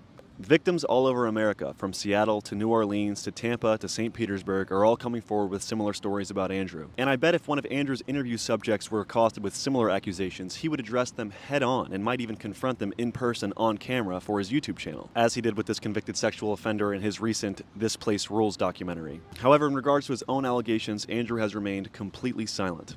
Okay, so this video is clearly made before Andrew Callahan responded. So if he keeps getting into that, we'll just Lastly, stop. October 5th, 2022, I posted Charles, thanks for being here. This on my Instagram story. It's a bit foreshadowing. And while Andrew pretends to be an unbiased good guy who stands for journalistic integrity, the true Andrew may paint a far different picture. And that concludes my coverage of these allegations. I wanted to make a clear and concise summary of them all. I believe these allegations will be swept under the rug and ignored because Andrew is damn near an industry plant at this point. Time will tell. Thank you guys for watching. And Oh yeah, and someone said in the chat, like, no shame for thinking this kind of behavior is okay. Movies and media, for sure. Think about how many, when I was coming up in high school, we had like the American Pie movies. Like when you watch those now, pretty fucking dark. When I was in college, we loved watching Wedding Crashers and the Hangover movies. All of these movies have stuff, and I'll say this, they all have stuff that's still funny, and they all have stuff that's like legit bordering sex crimes. And we just thought it was funny and cool because cool guys in movies did that, and it's only been very recently where film and television sort of had especially like in the comedy space, had representations of this sort of stuff. So again, I say this not to at all like, justify this behavior, but to say that it's not completely out of pocket that some younger dudes have seen this stuff represented and are just like, oh, I guess that's what you do. So let me be your cool uncle, guys, and just don't do that. And if anyone ever has questions or is uncertain, hit me up. I'll be your cool uncle. Okay, I will be your cool uncle if ever you need one. And that's why comedies that have aged well are great. Damn, we're at 880. If for some reason we get to 900, I guess I got to do something. We can figure it out, but we won't. But like the stream, but know that if we get to 900, I have to do something. And if you're new, again, thanks for showing up. This is Wisecrack Live. I'm Michael Burns. You might know me from my work at Wisecrack and from walking around the streets of Los Angeles aimlessly listening to audiobooks while stoned. But thanks for being here. I'm here with producer Henry, who makes this all happen. If you want to follow Henry on Twitter, you should. If you go to the Wisecrack Twitter account, we have it there. 900 pirouettes. I don't know what a pirouette is. I'll do push-ups. If we get to 9, I'll do 9 push-ups, and I might really die then. Okay, so we are now officially, I'm just going to say this. We are now officially at the end of the part of the stream where we're getting into the nitty-gritty about this stuff. There will be no more explicit depictions or explanations of sexual assault and violence from here on out. Okay, so we're just saying that. What I want to wrap up on is, and I'm curious what everyone's thoughts are in the chat about this. Again, we're left with the question of how do we relate to people who have made stuff that we like, who it turns out have done some foul shit. Now, I think an instructive example here on one end is Dan Harmon. Ever heard of him? Now, Dan Harmon has a pretty public experience with this, and I want to get their name right. I think it was Megan Gans who worked with him. And Megan Gans now one of the people that runs Always Sunny in Philadelphia. When Megan Gans was working with Dan Harmon, and again, you can look all this up. There's podcasts, there's interviews, all this sort of stuff. Was working with him on Community. He came on to her, shamed her, was getting drunk, making sexual advances. Thank you so much, Prairie Fire. All this sort of stuff. Just a lot of not good stuff. And Dan Harmon took accountability, was not defensive, publicly admitted to it, acknowledged his own substance abuse issues, and sort of made a lot of effort. And in terms of what he's done since then as well, Dan Harmon has, produced podcasts and other content where he's tried really hard to, I guess, right those wrongs. And it doesn't mean that he didn't do shitty stuff, but he took accountability for it and has tried to become a better person and has tried to use his privilege to give opportunities to people. And personally, for me, it makes it not hard to enjoy watching Community or other things that Dan Harmon has been a part of. On the flip side, there's people in the comedy world who I've liked a lot, and I'm not going to say names because I don't want to go down those rabbit holes, who, listen, I'll do 9 push-ups if we get there. It looks like we're not going to get there.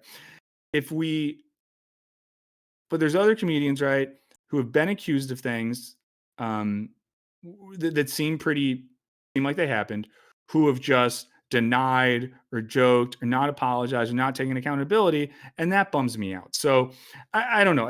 In this example, we don't have any indication that Roiland is going to follow Dan Harmon's lead.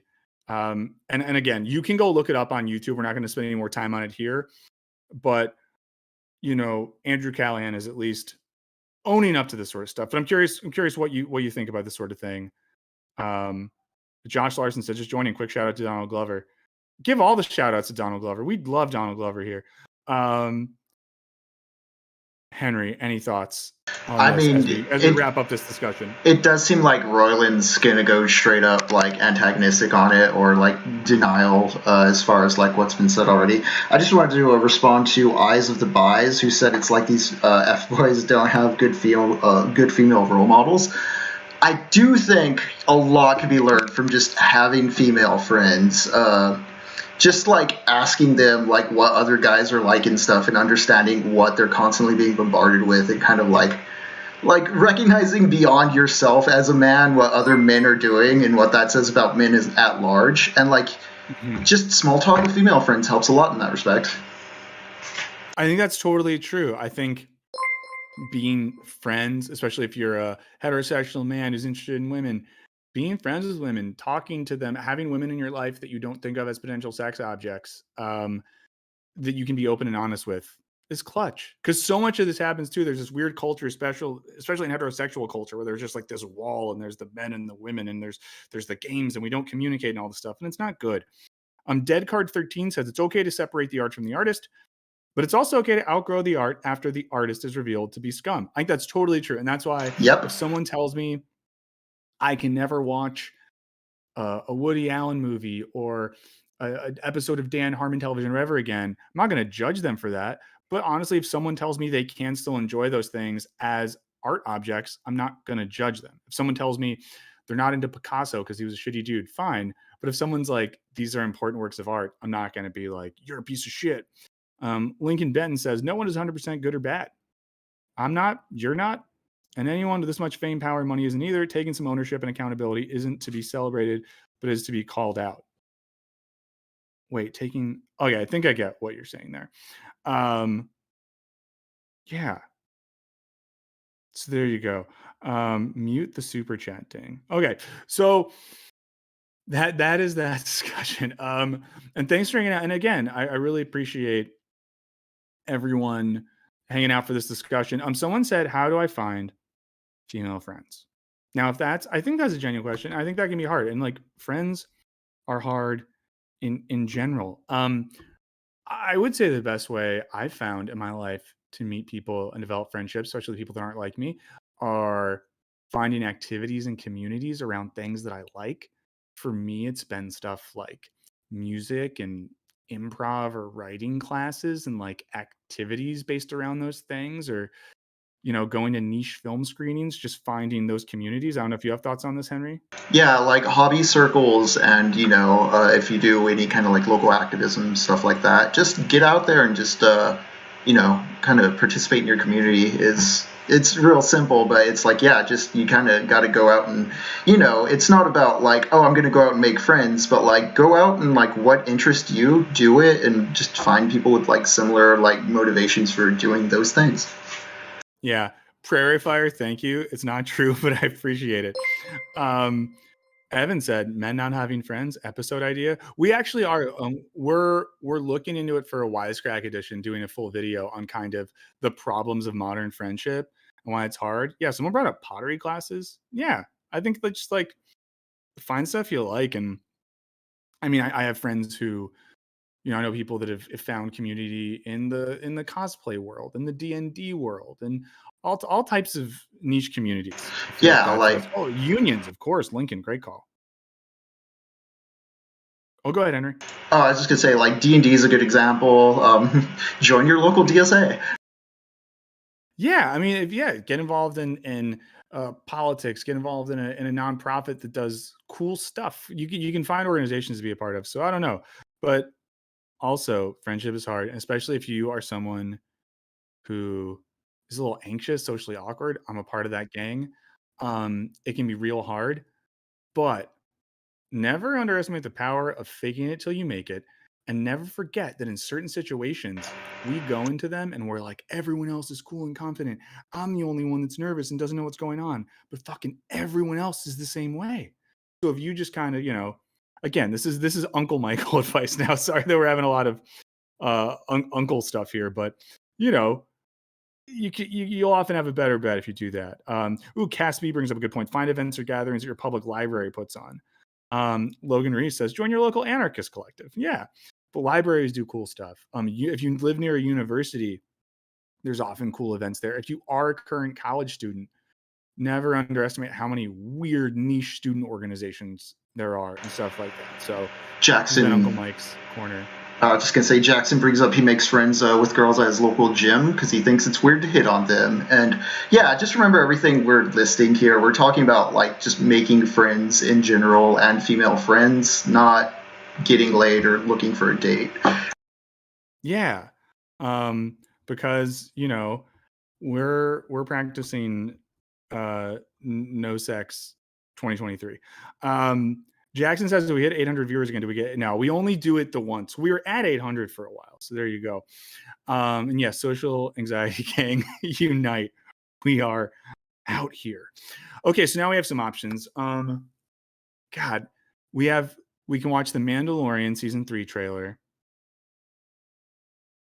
or, and I guess it's not mutually exclusive, or we can check out some clips from the new pinnacle of nihilistic television, Milf Manor. Let's see. Frank James came through with, you can't put today's morality with past movies or anything. You really want to see other people's POV by banning them. What did AC do without using such loaded words? Why is Depp bad?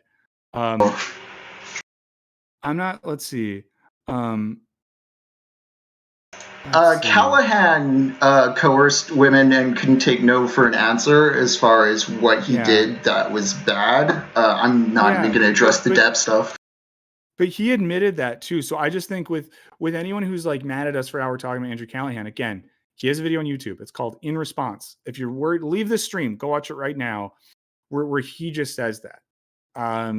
So yeah, but we're going to kind of move on from that. Okay, the crowd is overwhelmingly wanted to watch Milf Manor. So I'm going to first pull up what I think is just like a trailer for the show in general. I hope the TLC doesn't take our stream down for this, but if it does, it does.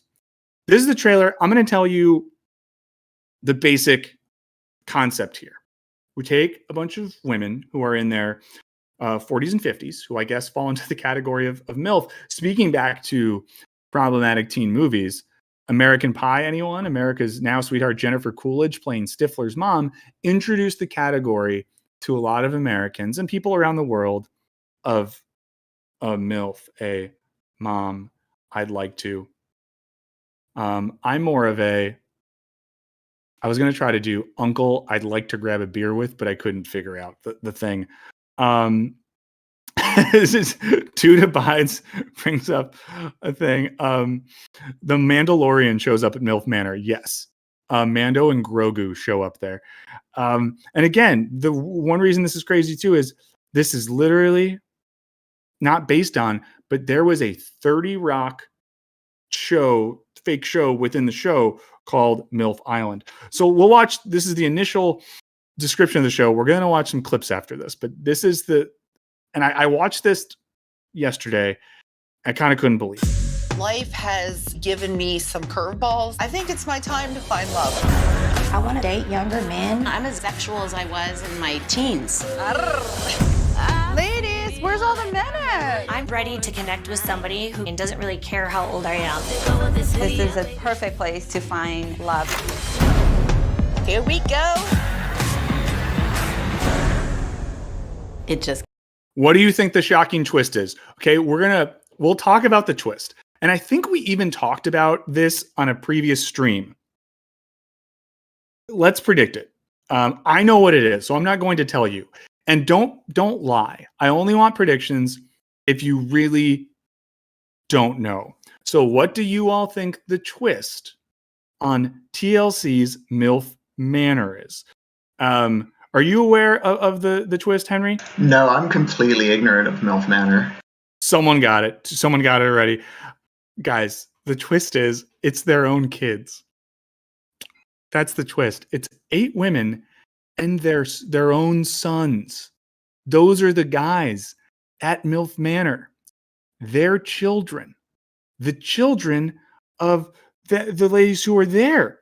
Now, Vox, of course, says, I would absolutely do this with my mom.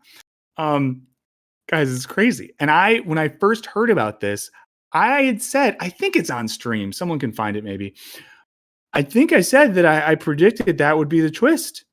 And it is. And even though I knew that was going to be the twist, I still wasn't ready for it. So I think this clip shows the reveal.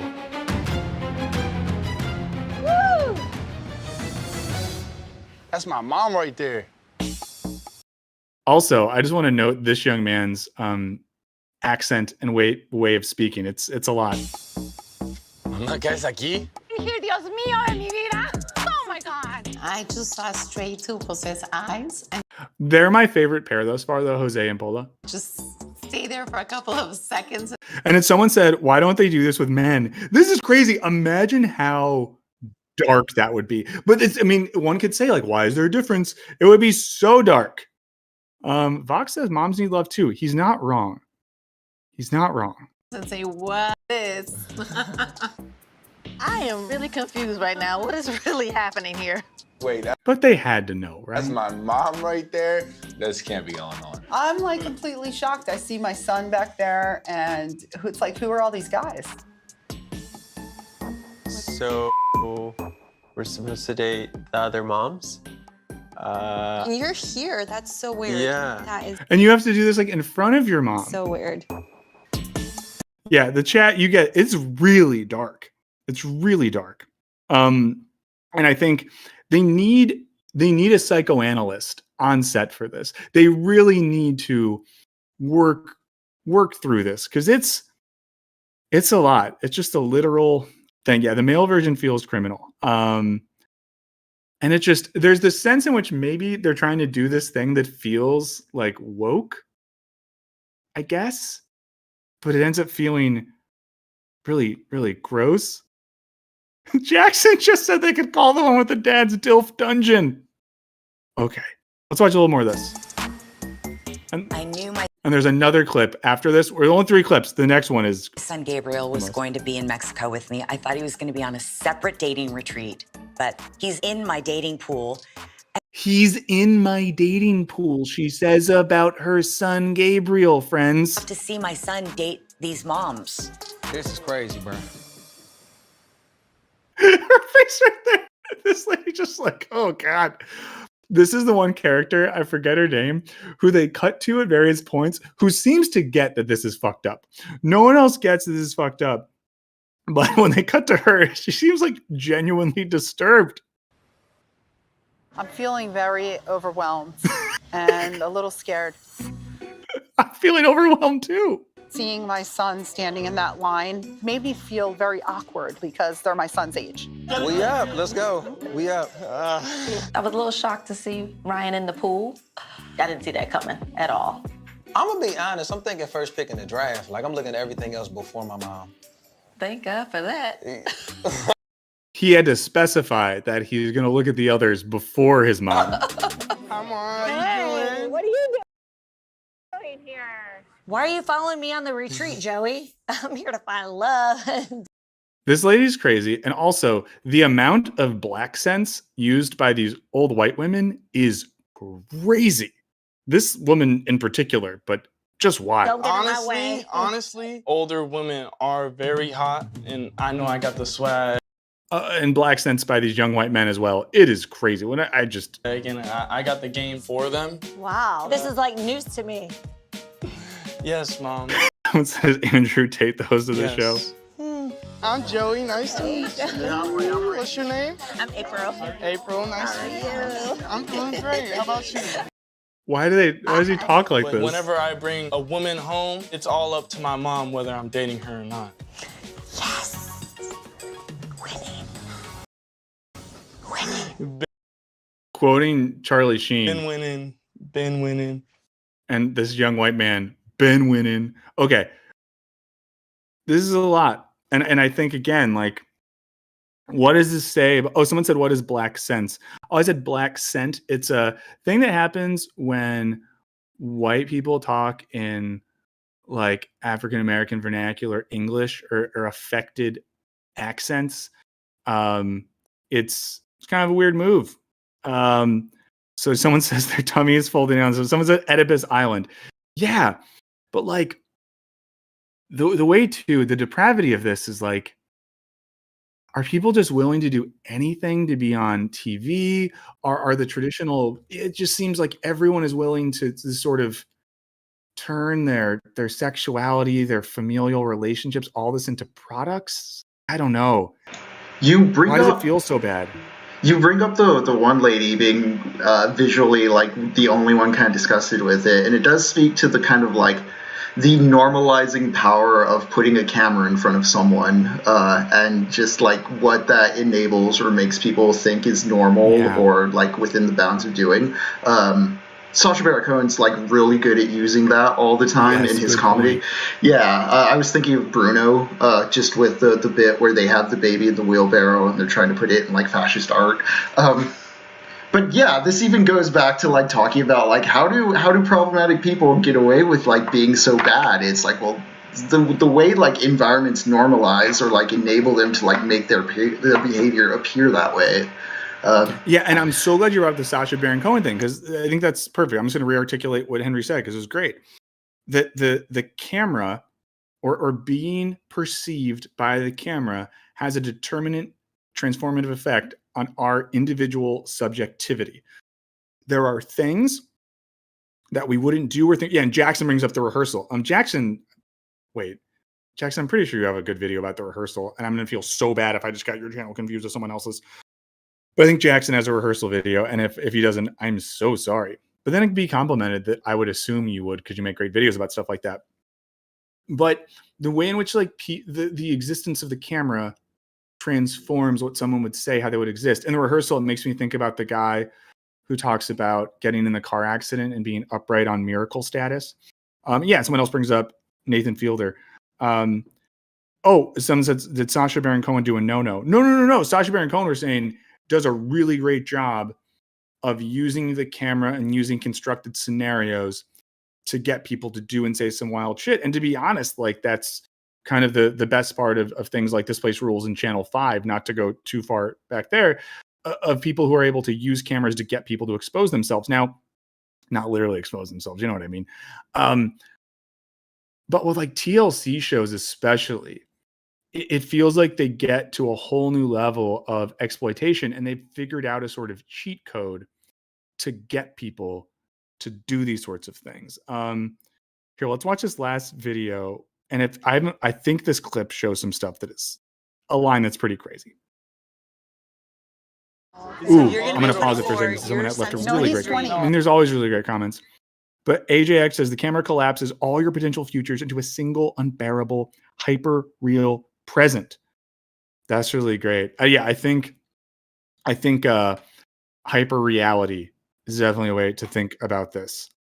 Okay, so in this clip, which if it's the one I think it is, a thing gets said that I guess you like would assume would get said on the show, but hearing it makes your soul die. So you're going to be 24, your son's 23. No, he's 20. No, I'm gonna be 21. Oh, you're the baby. He just said, I'm going to be 21. Mm-hmm. You're gonna be 22, right? I'm going to be 22. That's what I like to hear. That's so nice. And I'm probably the oldest. Oh, there's no way. There's no way. April is the woman who immediately caught my eye. Again, if you were just tuning into this, okay. Oh yeah, and Thomas White did a great video too. If you're just tuning into this, I don't know if we did any title changes or whatever. Not that we had to. We on the first half talked about some recent problematic men's. Now we're talking about problematic television. This is a show called Milf Manor. The twist of the show is there's 8 women on an island resort to meet men, but who are the men? Their sons. It sounds insane. We are watching this not even because it's like funny per se, because it's exemplary of something in our culture that we're trying to figure out. I would like to get closer with April. Who knows? Maybe I could get her out of her comfort zone and he's 20. Show her what it's like with a younger man. That's a beautiful ring, by the way. Thank you. It kind of reminds me of your face. How do we?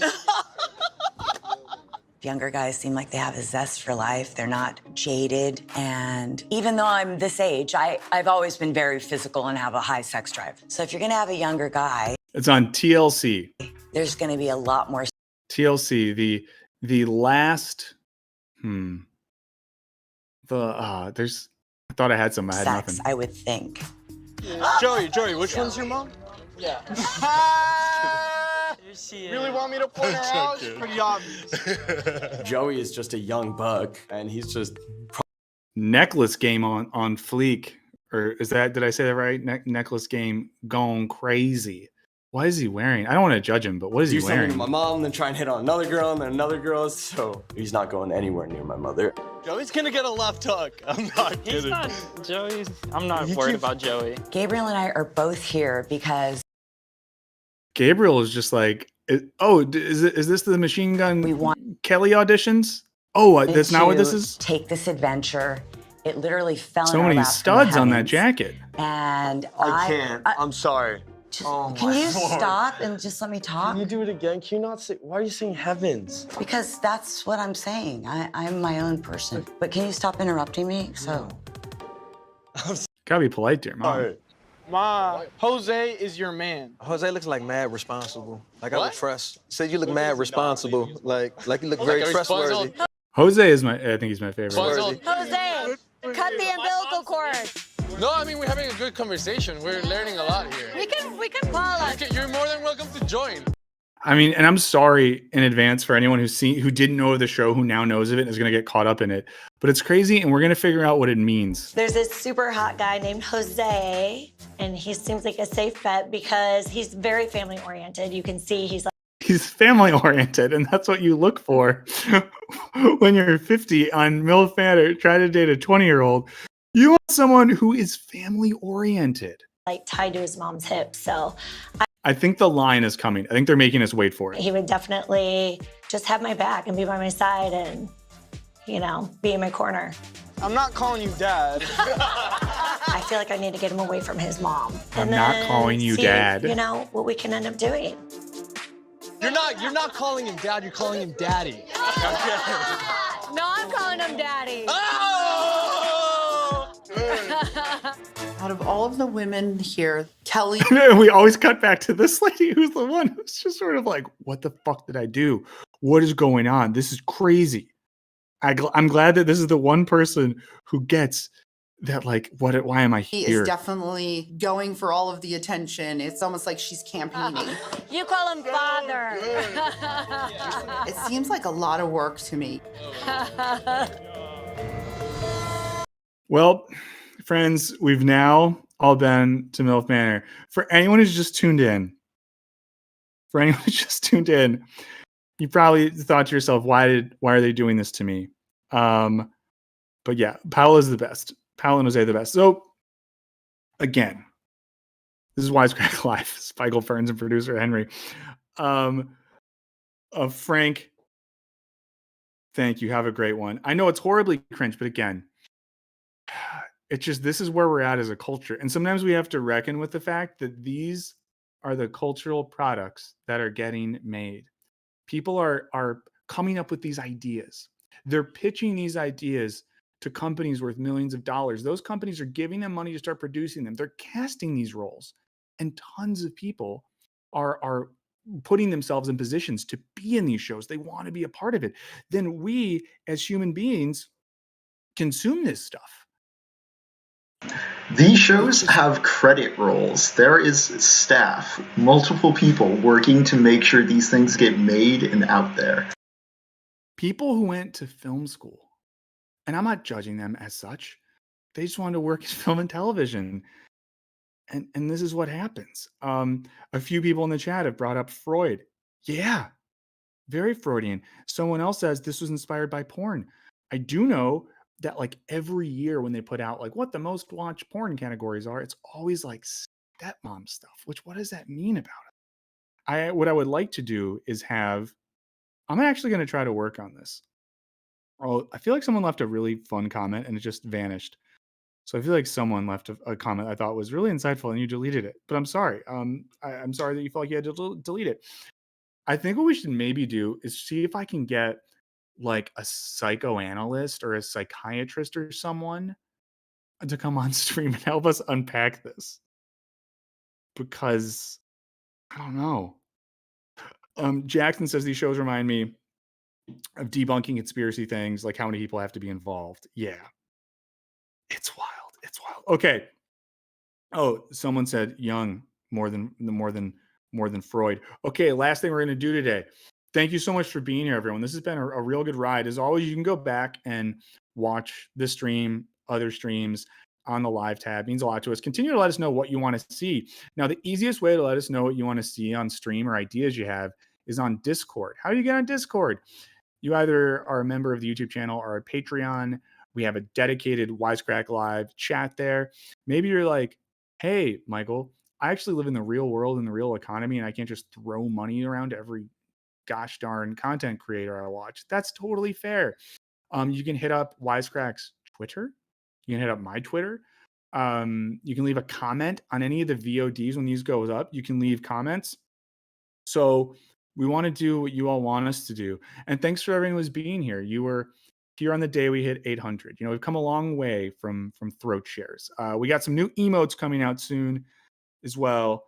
So, you know, lots going on. Last thing, leave us, and this is the Dude Abides category with what are yous. We end every stream with what are yous. You talk about what you're watching, listening to, reading, anything that you're consuming content-wise you want to recommend to others. I'm gonna say, I've said this before, I'm gonna say it again. Now I've seen it a second time, and I'm even more convinced. Babylon is a good movie. If you have not seen the movie Babylon, go see it in a movie theater. I would love to talk about it. It is good. It is very good. And yes, we're going to get an emote for free thinkers. And we almost got to 900 right? That was huge. So that's mine. Henry, what's your what are you? I've been enjoying This Fool on Hulu, and so good. Yeah, I'm gonna dive into MILF Manor now, though. You got to do it. No, This Fool is great. I really like The Last of Us first episode as well. Yeah, I enjoyed the first episode as well. Yeah. Oh, let's see. We're getting some good stuff in here. Season 13 of Archer, Parable of the Sower. Babylon. Thank you for someone for getting it. Let's see. Milf Manor, Detroit Metal City, Lazy Rebel, Beyond Two Souls. A lot of good stuff here. So check those out. And hey, Walkway by Cory Doctorow. That sounds good. Last of Us, very good. Hey, if you haven't liked the stream yet, like it on the way out. And once it's up, feel free to leave a comment. Tell people who you think might like the stream to come hang out on the stream. And Circle season 6, Vox. I got to catch up on that. Vox, if you're a Circle head, we got to talk on Discord because now we work with someone who is on the Circle, and I have to be in meetings with this person, and I'm just starstruck because I'm a big Circle head. Okay, guys, we'll be back next week. We're excited to see you then. I think in 2 weeks, just a heads up so everyone can orient their life around this, and I'll let Henry know, of course. I think in 2 weeks, we're taking a week off because I'm going to take a little time off. But I'll let you know ahead of time. Oh, yeah, the menu's pretty good, and that's on streaming now as well. And again, if you have things like HBO Max, the menu's on there now, which is a fun movie. Banshees of Inisherin, great movie. So lots of good movies coming out on streaming right now. I'd be excited. Strange Days is on HBO Max, too. Oh, my God. So, yeah, a lot of good stuff to check out.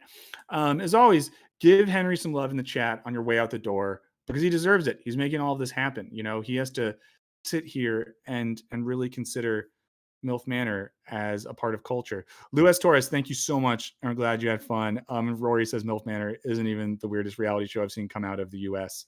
Awesome. Thanks again for being here. Oh, what's the show Henry mentioned? Oh, This Fool. It's on Hulu. Is awesome. It's just awesome. I've said this. My What Are You last time was Southside. I think This Fool and Southside are two of the best comedy shows on streaming. So yeah. Well, awesome, guys. Well, this has been Wisecrack Live on Thursday, January 19th. Michael Burns, producer Henry. Most importantly, all of you, thanks for hanging out, and we'll see you next week. Thanks for hanging, y'all.